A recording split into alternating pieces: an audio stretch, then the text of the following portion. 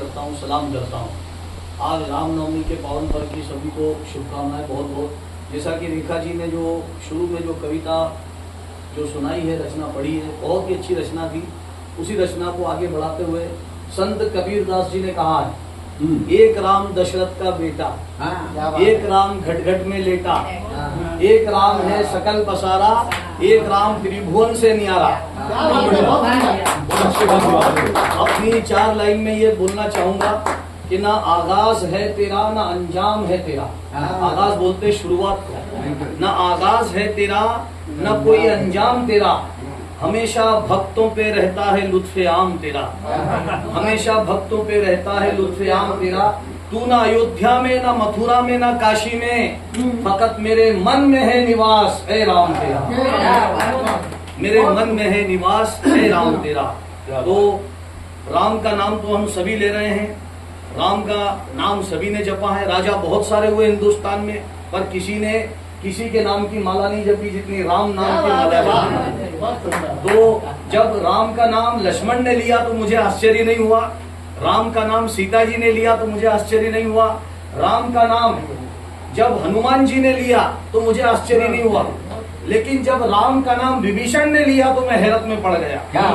मैंने विभीषण से पूछा कि विभीषण, ताकत रावण के पास, दौलत रावण के पास, सोने की लंका रावण के पास, ज्ञान रावण के पास, वरदान रावण के पास, तूने राम का नाम क्यों लिया? जिसने अपनी खड़ाऊ तक अयोध्या में छोड़ दी और वनवास में राजधर्म निभाया। तो उसने कहा कि रावण के पास ज्ञान था, वरदान था, सभी कुछ था, लेकिन वो राम का चरित्र नहीं था। जो राम का चरित्र, यही चरित्र है राम का जो उसे अमर बनाता है, और ये चरित्र ही संसार की आत्मा है। श्रीमद् भगवत गीता का श्लोक है, नैनन छद्दन्ति शस्त्राणि नैनन दहति पावका न चैनन क्लेदन्त्या पुनः शोषयति मारुता।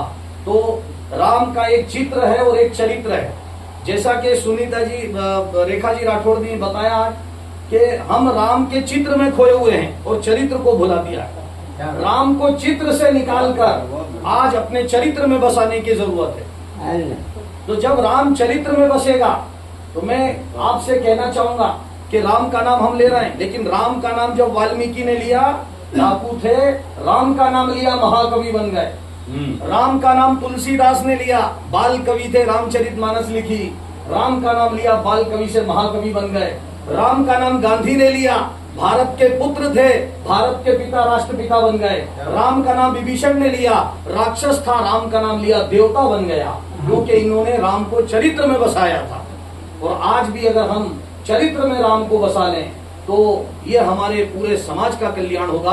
अल्लामा इकबाल जिन्होंने राम के बारे में एक नज्म लिखी है, अल्लामा डॉक्टर इकबाल जिन्होंने सारे जहां से अच्छा हिंदुस्तान हमारा लिखा था, उन अल्लामा इकबाल ने एक नज्म लिखी है राम के ऊपर कि इस देश में हुए हैं हजारों मलिक सरिश्त, मशहूर जिनके दम से है दुनिया में नामे हिंद, है राम के वजूद पर हिंदुस्तान को नाज, है राम के वजूद पर हिंदुस्तान को नाज। अहले नजर समझते हैं उसको इमाम हिंद, अहले नजर समझते हैं उसको इमाम। इमाम बोलते हैं सरदार को, जो सबका सरदार होता है, अरबी में उसको इमाम बोलते हैं, और उसको इमाम हिंद का नाम दिया है।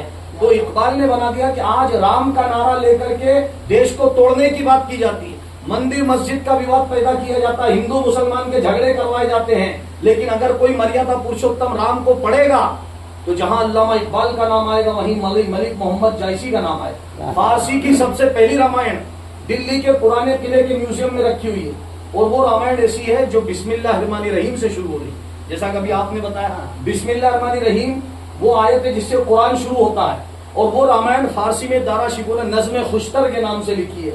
फारसी में वो रामायण आज भी म्यूजियम में रखी हुई है। तो अकबर के दौर में अवधी भाषा में तुलसीदास लिखी गई।